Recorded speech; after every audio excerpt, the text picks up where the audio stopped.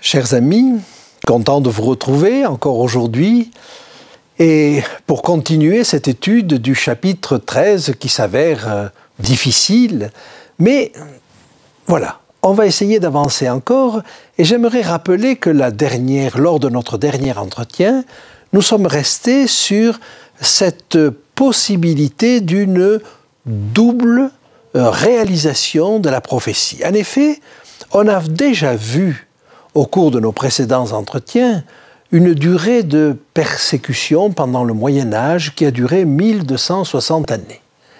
Et je vous ai fait entrevoir qu'il y aurait probablement une période encore dans le futur de 1260 jours littéraux, soit 3 ans et demi, littéral, qui aurait lieu donc encore dans l'avenir par rapport à nous. Un double accomplissement de la prophétie n'est pas inhabituel et je vous en ai donné quelques exemples. Maintenant, si nous avons bien saisi qu'il y a là deux choses différentes, on peut quand même noter que la période de persécution à venir, celle qui est devant nous, semble plus dure que celle qui est passée. Et nous allons le voir, mais il est question là que le peuple de Dieu soit écrasé, soit piétiné. Et il faut nous attendre à quelque chose de particulièrement difficile. De la même manière, l'instance qui est en train de réaliser cette persécution a des paroles de plus en plus arrogantes et des blasphèmes. Et nous allons voir cela au verset 6 avec les blasphème. Je vous propose de lire maintenant au verset 6 du chapitre 13 ce qui nous est dit. « Et elle ouvrit la bouche pour proférer des blasphèmes contre Dieu, pour blasphémer son nom et son tabernacle, et ceux qui habitent dans le ciel. » Alors, les blasphèmes, on en a déjà parlé, blasphème contre Dieu, certes, mais on n'avait pas jusque-là vu des blasphèmes contre le tabernacle ou contre ceux qui habitent dans le ciel. Alors qu'est-ce que ce blasphème sur les tabernacles? Ici, il semble que le mot de blasphème veuille dire aussi dire du mal, mais peut-être qu'il s'agit aussi d'un plagiat. En effet, l'Épître aux Hébreux nous parle du rôle de sacrificateur que Jésus a depuis qu'il est monté auprès de son Père. De la même manière, l'ensemble de l'Apocalypse nous montre Jésus œuvrant dans le sanctuaire céleste. Eh bien, il nous faut avancer dans cette notion-là. Et au fond, le service que Christ accomplit dans le sanctuaire céleste, ce service qui consiste à amener les hommes à se repentir et à leur pardonner les péchés, à effacer leurs péchés, c'est la même chose c'est ce dont on l'accusait quand il était sur cette terre, le fait de prendre la place de Dieu pour pardonner les péchés. Mais si une instance, quelle qu'elle soit, prétend pardonner les péchés à la place de Dieu, ou en lieu et place de Dieu, alors il s'agit d'un blasphème contre le sanctuaire. Et là, ce qui est dit, le mot qui est employé pour désigner le sanctuaire, eh bien, c'est le mot grec skéné. Skéné, c'est la tente.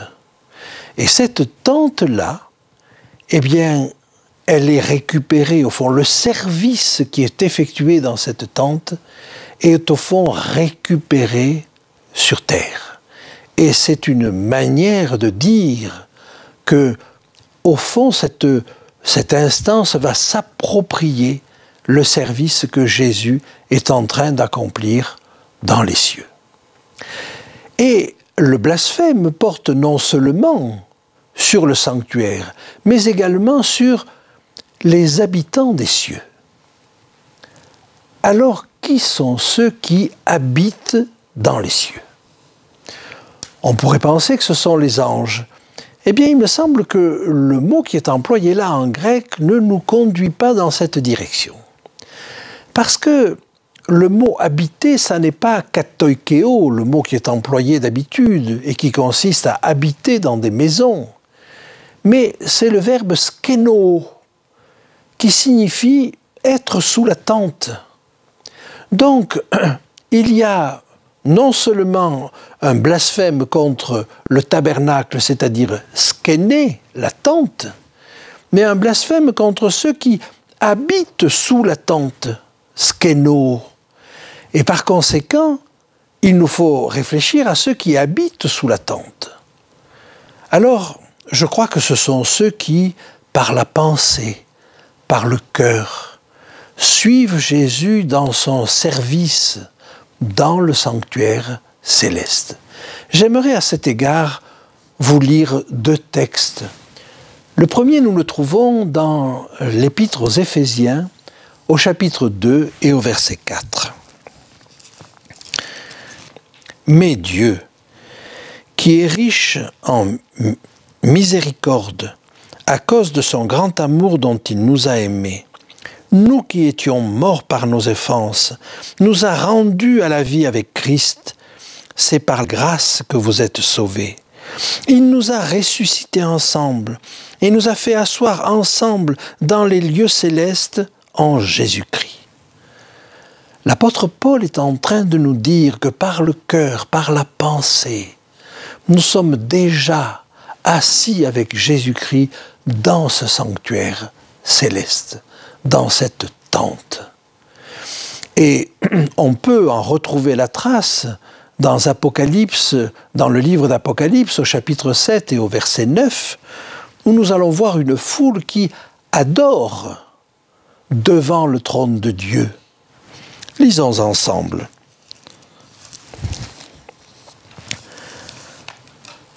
Apocalypse 7, verset 9. Après cela, je regardais, et voici, il y avait une grande foule que personne ne pouvait compter, de toute nation, de toute tribu, de tout peuple, de toute langue.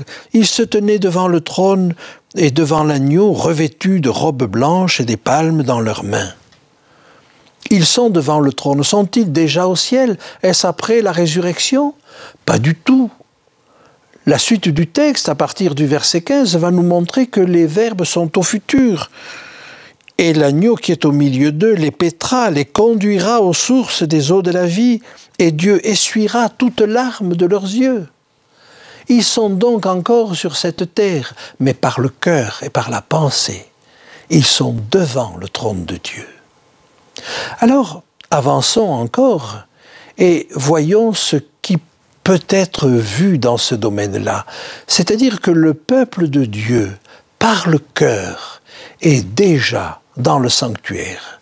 Eh bien, ce peuple-là est mal vu. Il est blasphémé. Dieu est blasphémé, le temple est blasphémé, mais le peuple qui suit Dieu dans le temple est blasphémé. Pourtant, c'est bien ce à quoi Dieu l'appelle. Et je vous invite à regarder dans la lettre à Philadelphie, au chapitre 3 du livre d'Apocalypse, ce qui nous est dit. Chapitre 3, verset 12. « Celui qui vaincra, je ferai de lui une colonne dans le temple de mon Dieu, et il n'en sortira plus. J'écrirai sur lui le nom de mon Dieu, le nom de la ville de mon Dieu, de la nouvelle Jérusalem, qui descend du ciel d'auprès de mon Dieu, et mon nom nouveau. Que celui qui a des oreilles entende ce que l'Esprit dit aux églises. Telle est la promesse de Dieu, faire de nous des colonnes dans son temple. C'était déjà le désir de David. On peut le voir dans le psaume qu'il écrit, psaume 65, verset 4, que je vous invite à lire avec moi. Psaume 65, verset 4. Les iniquités m'accablent. Tu pardonneras nos transgressions. Heureux celui que tu choisis et que tu admets en ta présence pour qu'il habite dans tes parvis. Nous nous rassasierons du bonheur de ta maison et de la sainteté de ton temple. David avait de la joie à se retrouver dans un service d'adoration au temple. Eh bien, ce que Dieu nous propose, c'est d'y rester, d'y être en permanence d'y contempler l'œuvre de Jésus. Maintenant, il y a aussi dans la notion de tente quelque chose d'autre. Celui qui habite dans une tente est voyageur et il n'est pas fixé sur cette terre. Et voyez, ce texte oppose les habitants de la terre qui sont fermement implantés dans leur maison sur terre, et puis ceux qui habitent dans le ciel, mais n'habitent pas dans des maisons, ils habitent sous la tente.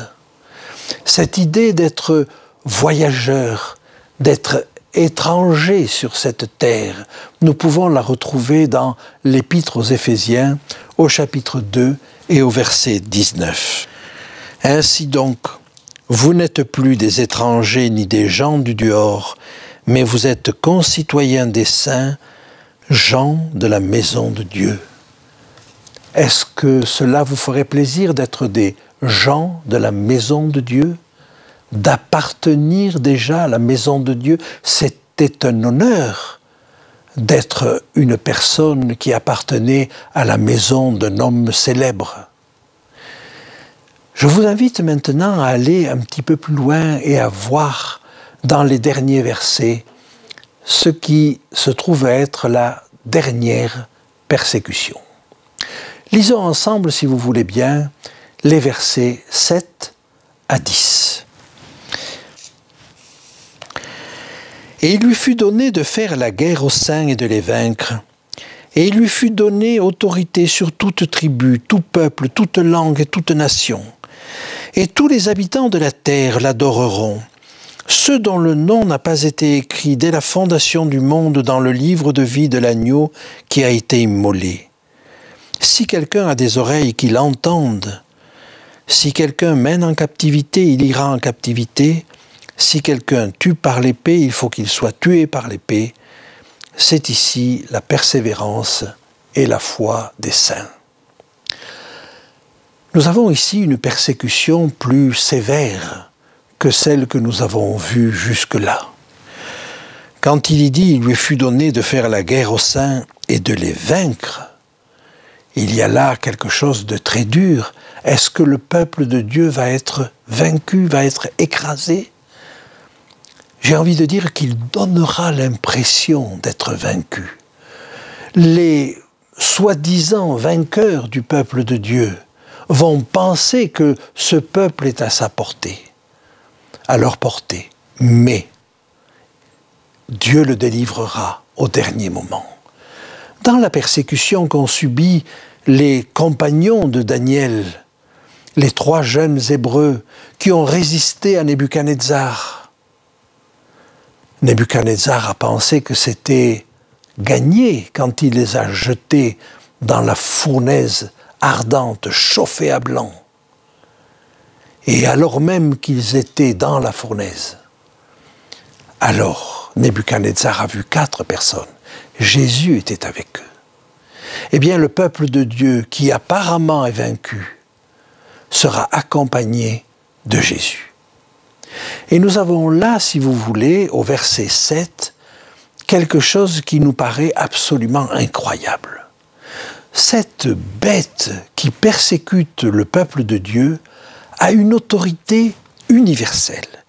Et il nous est dit, et il lui fut donné autorité sur toute tribu, tout peuple, toute langue et toute nation. Personne n'échappe à cela. Le verset 8 va nous amener vers une autre réflexion. Et tous les habitants de la terre l'adoreront, ceux dont le nom n'a pas été écrit dès la fondation du monde dans le livre de vie de l'agneau qui a été immolé. S'agirait-il là d'une prédestination? Est-ce que Dieu aurait décidé dès avant la fondation du monde de ceux qui seraient sauvés, de ceux qui seraient perdus? Ah, sûrement pas.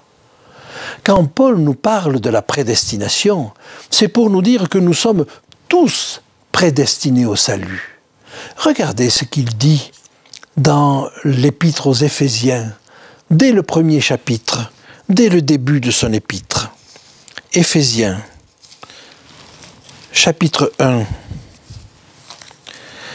à partir du verset 4. En lui, Dieu nous a élus avant la fondation du monde pour que nous soyons saints et irrépréhensibles devant lui, nous ayant prédestinés dans son amour à être ses enfants d'adoption par Jésus-Christ, selon le bon plaisir de sa volonté, à la louange de la gloire de sa grâce qu'il nous a accordée en son bien-aimé. En lui, nous avons la rédemption par son sang, la rémission des péchés, selon la richesse de sa grâce, que Dieu a abondamment répandue sur nous par toute espèce de sagesse et d'intelligence, nous faisant connaître le mystère de sa volonté, selon le bienveillant dessein qu'il avait formé en lui-même, pour le mettre à exécution lorsque les temps seraient accomplis, de réunir toutes choses en Christ, celles qui sont dans les cieux et celles qui sont sur la terre. Le destin que Dieu met devant nous, cette prédestination, c'est le salut. Et nous sommes tous prédestinés au salut. Mais il est vrai que Dieu sait à l'avance que certains ne choisiront pas ce salut. Il le sait à l'avance, mais il l'a scellé.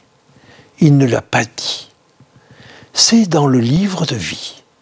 Et dans le livre de vie, dont nous avons vu qu'il était un double document, sur la partie haute du document, la partie scellée, Dieu a écrit à l'avance ce qu'il savait sur le sort de chacun.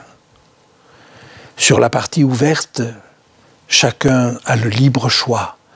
Et le libre choix de chacun est respecté. Mais quand nous allons à l'ouverture de ce livre, et quand le dernier sceau est ouvert, le livre est ouvert, nous trouvons cela au chapitre 8 et au verset 1er.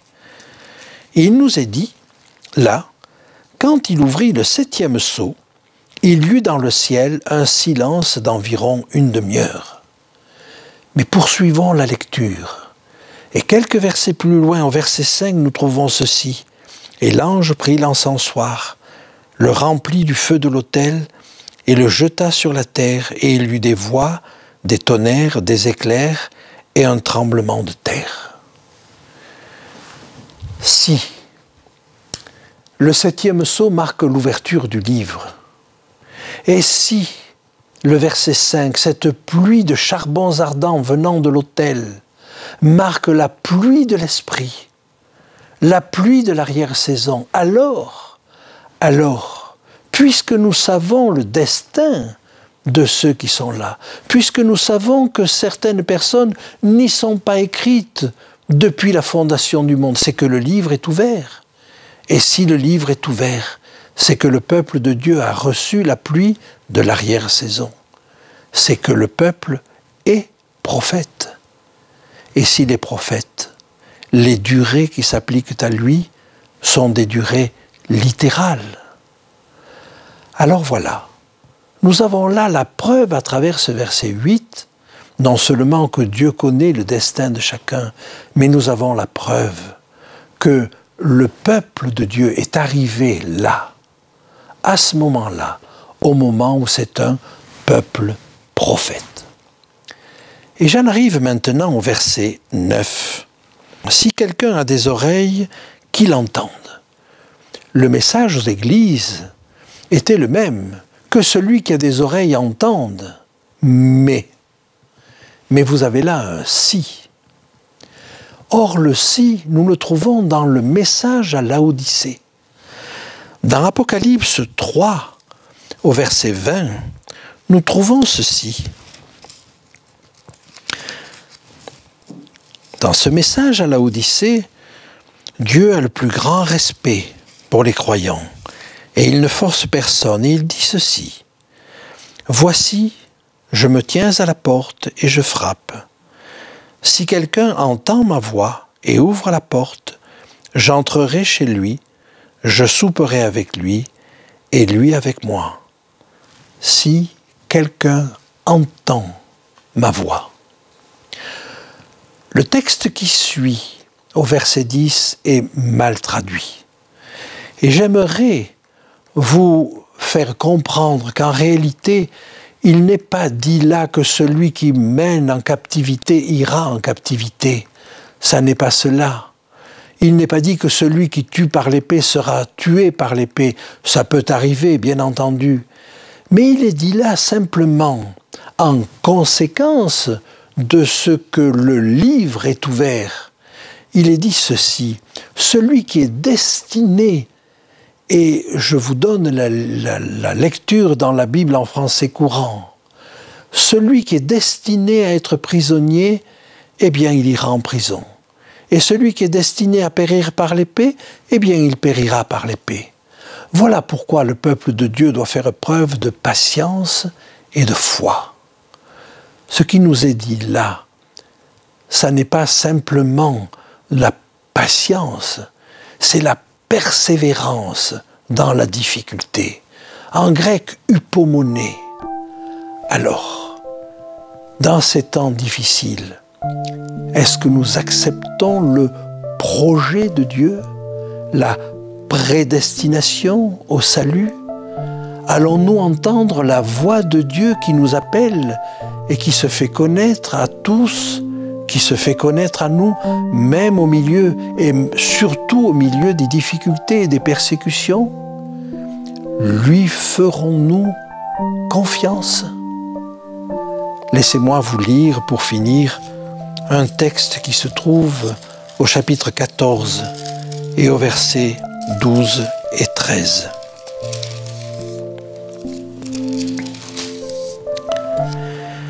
C'est ici la persévérance des saints qui gardent les commandements de Dieu et la foi de Jésus. Et j'entendis du ciel une voix qui disait, écrit, « Heureux dès à présent les morts qui meurent dans le Seigneur. Oui, dit l'Esprit, afin qu'ils se reposent de leurs travaux, car leurs œuvres les suivent. »